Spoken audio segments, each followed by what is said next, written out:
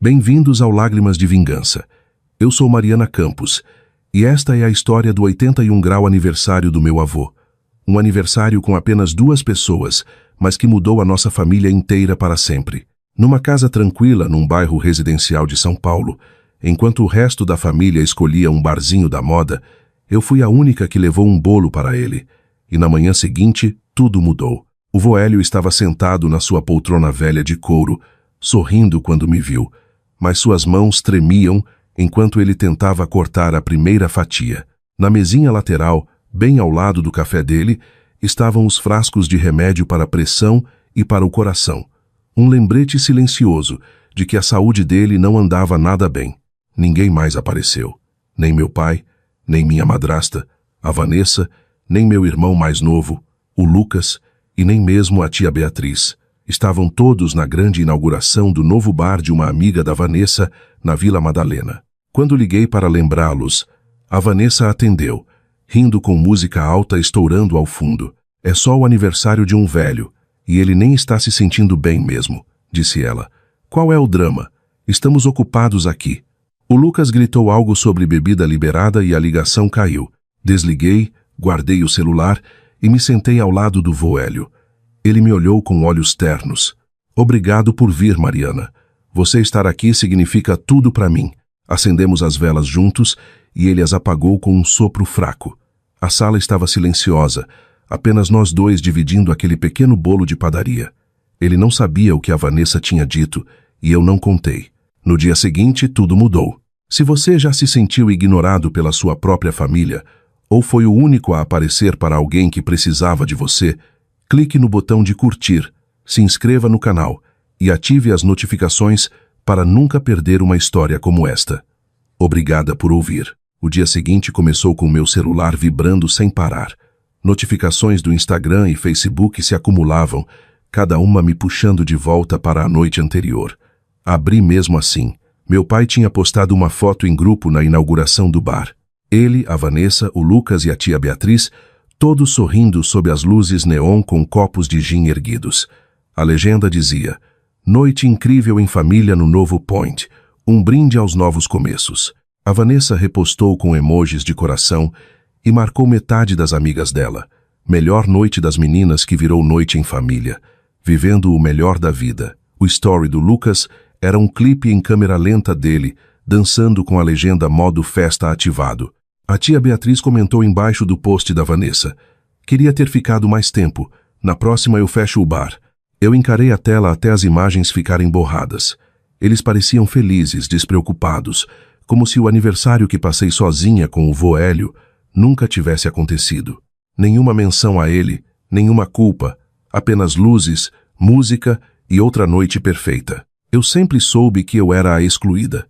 Quando fiz 16 anos, meu pai prometeu um jantar em família numa churrascaria famosa. Naquela manhã, a Vanessa anunciou que ia levar o Lucas para ver o novo filme de super-herói no shopping. Ele está esperando há semanas, disse ela, como se meu aniversário não contasse. Meu pai deu de ombros e concordou. Acabei comendo pizza fria sozinha, enquanto o vô Hélio dirigiu até lá com um presentinho e ficou comigo até tarde. A Vanessa sempre garantiu que o Lucas tivesse tênis de marca a cada estação, o banco da frente no carro, a mesada extra. Aprendi cedo a parar de pedir, mas ver aqueles posts na manhã seguinte ao aniversário do vovô doeu diferente, foi mais agudo. Eles não tinham apenas pulado um dia. Eles tinham escolhido uma festa em vez dele, sem pensar 2 vezes.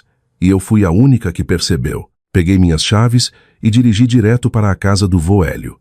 O trajeto de 20 minutos pelas ruas tranquilas do bairro parecia mais longo que o normal. Quando entrei, ele estava sentado à mesa da cozinha com uma pilha de correspondência fechada. Um envelope chamou minha atenção, um aviso de corte da companhia de energia elétrica. O carimbo vermelho de atrasado se destacava. As mãos do vovô tremiam levemente quando ele empurrou o papel para o lado. Mariana, você chegou cedo, disse ele, sorrindo fracamente. Pensei que você tinha aula na faculdade. Eu faltei. Queria ver como o senhor estava. Ele assentiu, sem discutir. Sentamos juntos enquanto eu fazia um chá. Ele mencionou, de passagem, que os meninos estavam ocupados com suas próprias vidas, trabalho, amigos, Qualquer coisa que os mantivesse longe. Eles têm muita coisa na cabeça, disse ele baixinho. Eu entendo. Eu não forcei. Em vez disso, comecei a vir com mais frequência. 3, às vezes 4 vezes por semana. Eu fazia sopas simples, que ele podia comer sem muito esforço. Limpava os balcões. Ajudava ele a dar uma volta lenta no quarteirão quando o tempo não estava muito feio.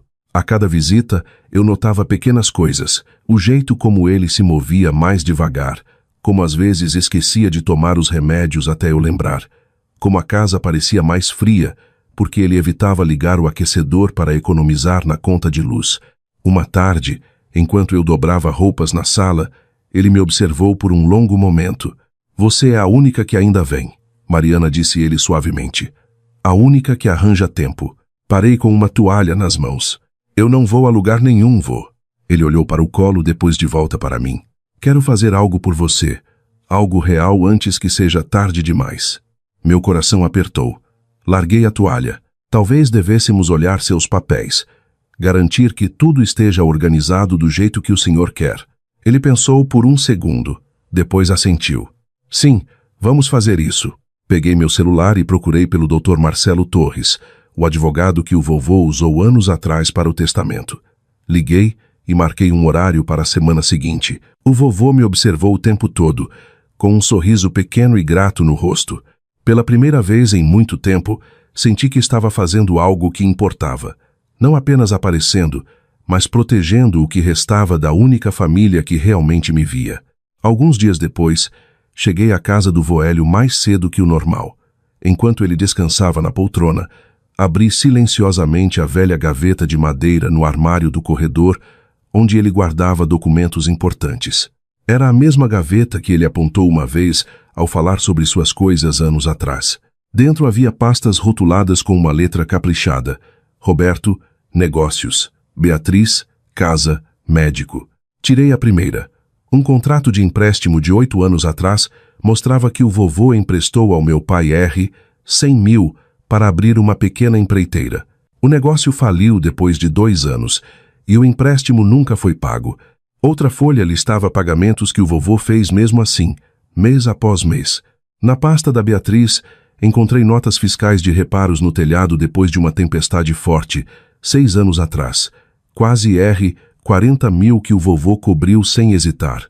Havia mais coparticipações hospitalares, consertos de carro, até uma entrada na primeira casa da Beatriz. Cada um assinado com a letra cuidadosa do vovô. Levei as pastas para a sala. O vovô levantou os olhos do livro surpreso. O que é tudo isso, Mariana? Sentei ao lado dele e coloquei os papéis na mesa de centro. Essas são as coisas que o senhor fez pelo papai e pela tia Beatriz. Os empréstimos, os reparos, a ajuda. Encontrei enquanto procurava seus documentos atuais. Ele ajustou os óculos e examinou a primeira página. Sim, está certo. Emprestei o dinheiro para seu pai começar. Achei que ajudaria ele a construir algo sólido. E o telhado da Beatriz. A tempestade levou metade dele. Não podia deixar ela viver com goteiras. Ele suspirou, pousando os papéis gentilmente. Eu ajudei porque eram meus filhos. É o que pais fazem. Mas eles não aparecem muito mais. Talvez tenham vergonha. Ou talvez só tenham se acostumado comigo estando lá quando precisavam de algo. Sente um nó no estômago. Vô, o senhor deu tanto a eles. E agora as contas médicas estão acumulando também, não estão? Ele assentiu lentamente. O remédio do coração é caro. Os de pressão também. Tenho pulado algumas doses para fazer render as caixas. O médico diz que preciso tomar direto, mas...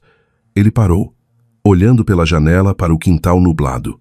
Então ele se virou para mim, a voz mais baixa, mas firme. Mariana, eu observei como eles tratam você desde que você era pequena. A Vanessa sempre colocou o Lucas em primeiro lugar. Sapatos novos, banco da frente, mesada extra. Suas festas de aniversário eram esquecidas enquanto o Lucas tinha tudo o que queria. Até quando você precisou de ajuda com o vestibular, disseram que você podia se virar sozinha. E eu? Eles só ligam quando precisam de dinheiro ou favores. Não perguntam como estou me sentindo. Não vem a menos que tenha algo para eles ganharem. As palavras vinham mais rápido agora, como algo que ele guardou por anos. Eu vejo tudo, Mesmo que não fale muito, você é quem está aqui. Você é quem traz comida, quem senta e escuta, quem não reclama quando esqueço as coisas. Eles tiraram e tiraram, e agora estão deixando nós dois de lado. Não vou deixar isso continuar. Engoliem seco. Vou. Ele levantou a mão. Não. Eu decidi. Quero garantir que o que me resta vá para a pessoa que mereceu. A pessoa que esteve aqui quando ninguém mais estava. Essa pessoa é você, Mariana. Quero organizar tudo para que ninguém possa tirar ou brigar por isso depois. Seus olhos estavam claros, determinados. Precisamos falar com um advogado, tornar oficial, protegido, para que seja seu e apenas seu. Assenti, surpresa com a firmeza dele. Podemos fazer isso. Vou ligar para o Dr. Marcelo. É quem o senhor usou antes. O vovô concordou na hora. Sim. Ligue para ele. Vamos resolver isso antes que eles percebam o que perderam. O resto da tarde passou tranquilamente. Ajudei ele a organizar as pastas, anotei o que precisaríamos. Quando saí, ele ficou na porta mais tempo que o normal, me vendo ir embora.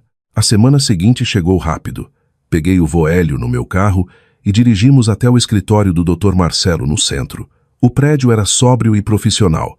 Madeira escura, cadeiras de couro, estantes de livros de direito. O Dr. Marcelo nos cumprimentou calorosamente. Ele conhecia o vovô desde os primeiros dias de seu planejamento patrimonial. Sentamos na sala de reuniões. O Dr. Marcelo espalhou o testamento atual e ouviu enquanto o vovô explicava as mudanças que queria.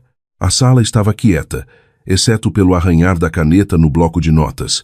Quero fazer uma doação em vida, com reserva de usufruto. E um novo testamento, disse o vovô. A casa aqui no bairro, o sítio no interior e a conta poupança, cerca de R$200 mil. Tudo para a Mariana, blindado para que ninguém mais possa tocar. O Dr. Marcelo parou de escrever por um segundo. A casa está avaliada em cerca de R$800 mil. O sítio em uns 300 mil. Poupança líquida, beneficiária única, Mariana. Nenhuma parte disponível para o Roberto ou a Beatriz, além da legítima obrigatória. Vamos usar a parte disponível para cobrir a Mariana e descontar o que já foi adiantado a eles como doação. Sim, respondeu o vovô. Quero que a Mariana tenha o controle total do que for possível. O Dr. Marcelo recostou-se. Isso é sério. A doação com usufruto significa que a propriedade passa para o nome dela agora, mas o senhor continua usando. É muito difícil de reverter. Seus filhos vão contestar. Tem certeza? O vovô olhou direto para ele. Eu dei tudo a eles. Dinheiro quando pediram, apoio quando precisaram. Eles pegaram e foram embora. A Mariana é quem ficou. Ela está aqui toda semana. Ela é quem merece. O Dr. Marcelo assentiu lentamente. Entendido. Vamos estruturar com todas as salvaguardas legais. Vamos documentar os adiantamentos feitos aos outros filhos para justificar a desproporção. Vai ficar blindado. Revisamos os detalhes linha por linha.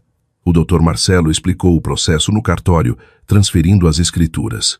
O vovô assinou cada página com mão firme. Eu assinei como testemunha, onde necessário. O advogado garantiu que os documentos finais estariam prontos em algumas semanas. Ao nos levantarmos para sair, o vovô parou. Obrigado, Marcelo. Isso parece a coisa certa a fazer. O advogado sorriu. É a sua decisão, Sr. Hélio. Vou cuidar da papelada imediatamente. No carro, a caminho de casa, o vovô olhava as casas passando. Me sinto mais leve, disse ele baixinho, como se finalmente tivesse cuidado do que importa. Olhei para ele. O senhor cuidou. Cuidou de si mesmo e de mim. Ele estendeu a mão e afagou meu braço. Você cuidou de mim primeiro. As semanas seguintes foram calmas. Continuei indo lá a cada poucos dias. O vovô falava mais sobre o sítio que não visitava há anos, a horta que costumava cuidar. Os documentos do cartório chegaram pelo correio, envelope grosso, selos oficiais. Ele revisou numa noite enquanto eu fazia o jantar. Assinou as últimas páginas e eu as levei de volta ao escritório do Dr. Marcelo. Estava tudo feito. A casa, o sítio, a poupança, tudo protegido em meu nome. O vovô não podia mudar de ideia nem se quisesse, mas ele nunca mencionou arrependimento. Então, as cartas foram enviadas.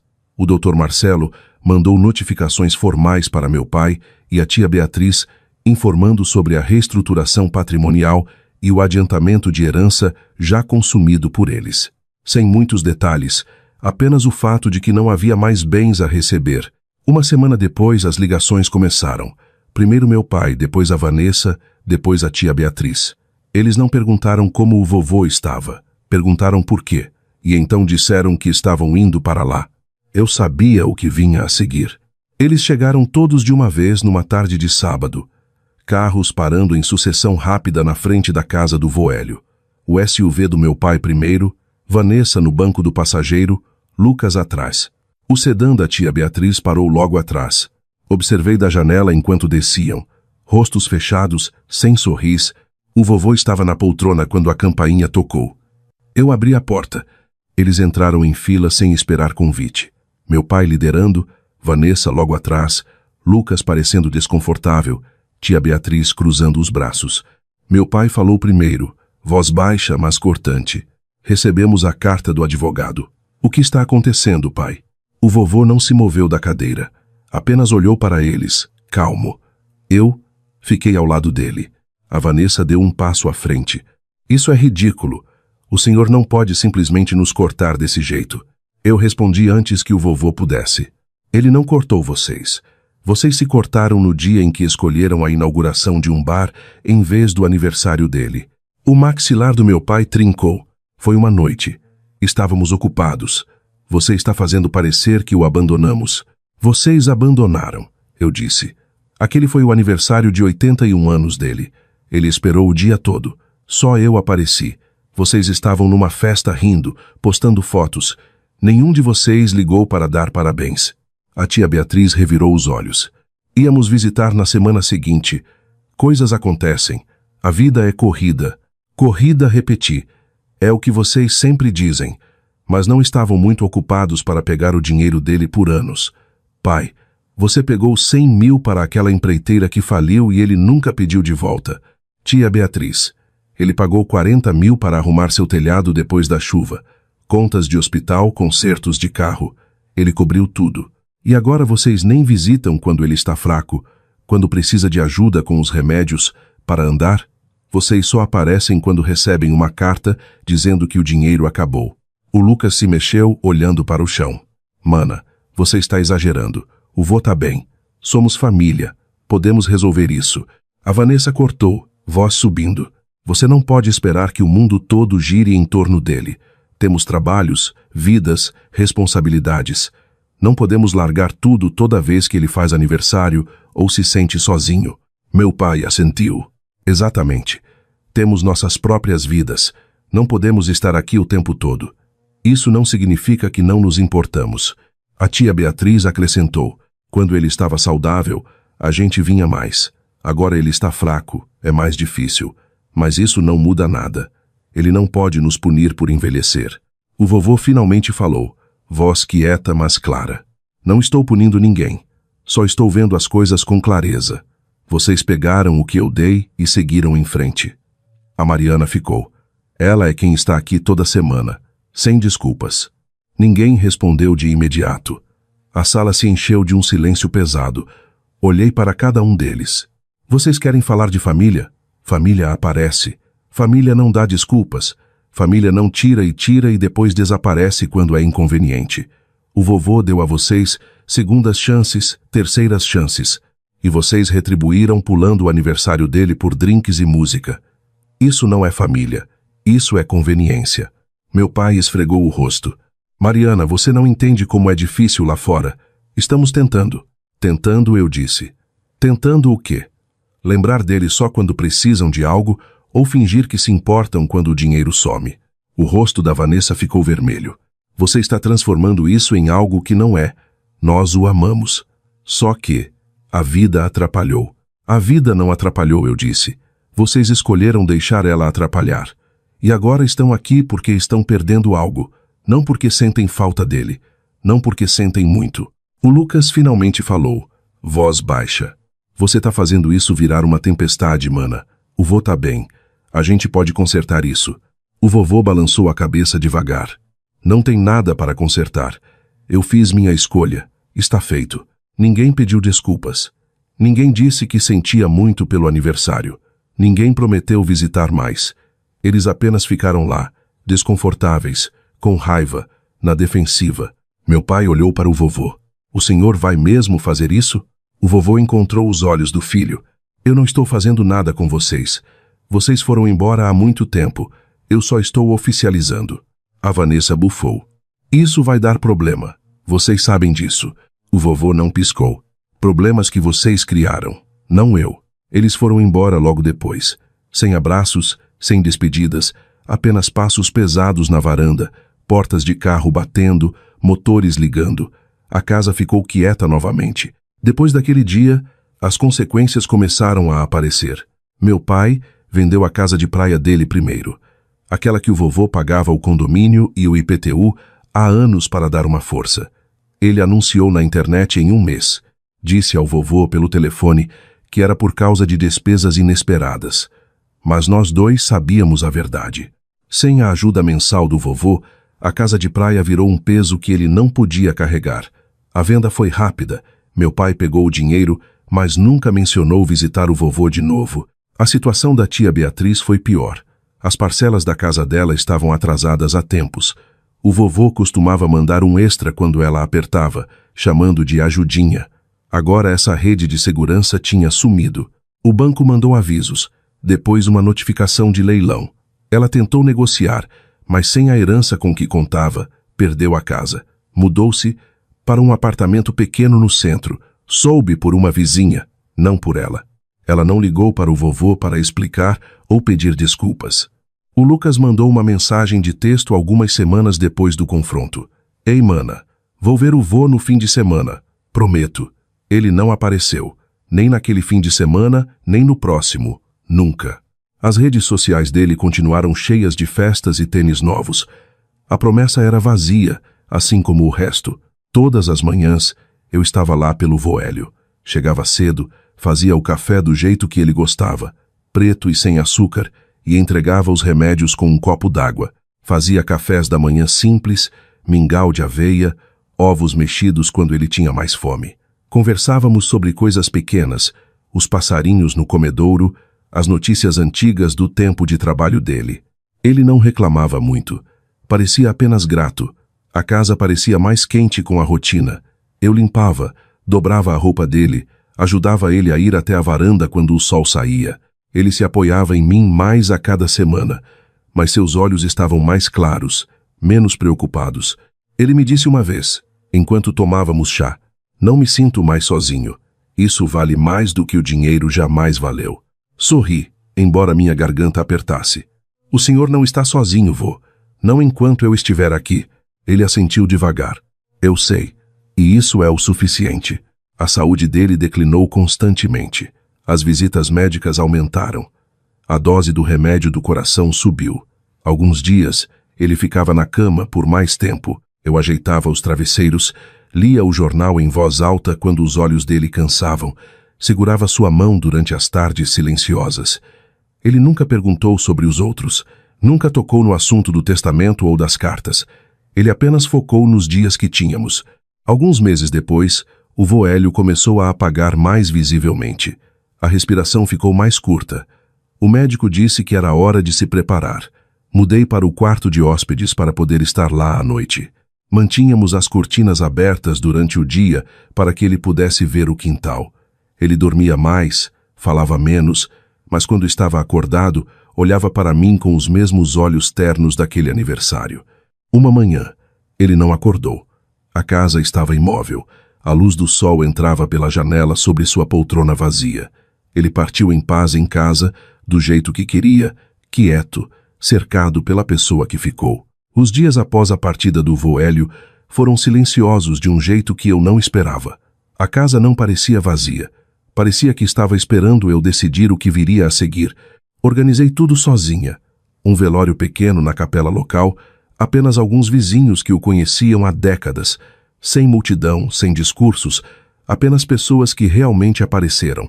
Nas semanas que se seguiram, encontrei a carta dentro do envelope com as instruções finais dele. Estava escrita à mão no mesmo bloquinho amarelo que ele usava para listas de mercado. As palavras eram simples, mas bateram forte. Mariana, você não me deu dinheiro. Você me deu tempo. E isso vale mais do que qualquer coisa que eu guardei. A casa, o sítio, a conta, são seus agora. Viva neles. Use-os. Torne-os seus. Não deixe ninguém dizer que é errado manter o que você ganhou por estar presente. Com amor, Voélio.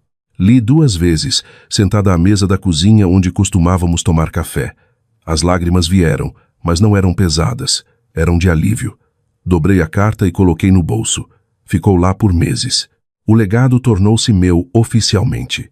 A casa no bairro tranquilo de São Paulo foi transferida para meu nome. O sítio no interior, uma casa de madeira com varanda olhando para a mata, era meu também. A poupança, cerca de R$200 mil, ficou intocada por um tempo. Não corri para gastar. Queria sentir primeiro. Comecei a arrumar coisas pela casa. Os degraus da varanda que o vovô queria consertar, mas nunca conseguiu. Lixei e envernizei. Os canteiros da horta que ele usava para plantar tomates e ervas. Limpei o mato. Revolvi a terra. Plantei sementes novas na primavera. Passava as manhãs regando, vendo os primeiros brotos verdes surgirem. À noite, sentava na varanda onde ele costumava sentar, café na mão, ouvindo os sons tranquilos do bairro. Não contatei a família, nenhuma vez. Meu pai mandou algumas mensagens depois do enterro. Precisamos conversar sobre isso. A Vanessa tentou ligar uma vez, voz tensa. Isso não é justo. A tia Beatriz mandou um e-mail longo sobre obrigações familiares. O Lucas não escreveu nada. Não respondia a nenhum deles. As palavras deles pareciam distantes, como ruído de outra vida. Apaguei as conversas, bloqueei os números. O silêncio não era raivoso, era pacífico. A vida entrou num ritmo que eu escolhi. Trabalhava de casa na maioria dos dias, freelas de design que me deixavam ficar perto. Caminhava pelo quarteirão toda tarde, o mesmo caminho que o vovô e eu fazíamos. Vizinhos acenavam, perguntavam como eu estava. Eu dizia a verdade. Eu estava bem, melhor do que bem. Numa manhã de inverno, o frio estava intenso e uma garoa fina caía sobre a cidade, daquele tipo que molha tudo sem fazer barulho. Me agasalhei, peguei o regador, mais por hábito do que necessidade, e fui para o quintal. As plantas estavam úmidas e o chão frio, mas afastei algumas folhas secas, gentilmente, checando o verde que resistia por baixo. Despejei água ao redor das raízes da roseira que o vovô tinha plantado anos atrás. Ela tinha sobrevivido ao frio, teimosa e quieta. Enquanto eu estava lá, vendo a garoa cair, pensei sobre tudo o que tinha acontecido. Família não é sobre sangue, dinheiro ou obrigação. É sobre presença. Aparecer quando é difícil, quando é inconveniente, quando ninguém mais aparece. O vovô não precisava de gestos grandiosos ou presentes caros. Ele precisava de alguém que ficasse. Eu dei isso a ele, e ele me deu tudo em troca. Aprendi outra coisa também. Não deixe a conveniência afastar as pessoas. Não troque o tempo com quem importa por festas, trabalhos ou desculpas. As pessoas envelhecem, ficam fracas, precisam de ajuda, e se você não estiver lá quando isso acontecer, você perde a chance de fazer parte de algo real. Você perde elas e perde um pedaço de si mesmo. Terminei de regar a roseira e olhei para o céu cinza de São Paulo. A chuva continuava caindo, suave e constante. O jardim estava quieto. A casa atrás de mim era minha, e pela primeira vez em muito tempo, me senti completamente em paz. Se você está ouvindo essa história, tire um momento. Pense em quem esteve lá por você quando ninguém mais estava. Pense em quem você tem apoiado. E se tem alguém esperando você aparecer, não espere. Vá, porque o tempo é a única coisa que realmente importa. E uma vez que ele se vai, nenhuma quantidade de dinheiro ou desculpas pode trazê-lo de volta. Essa é a lição que o vô Hélio me deixou, e é a que vou levar para sempre.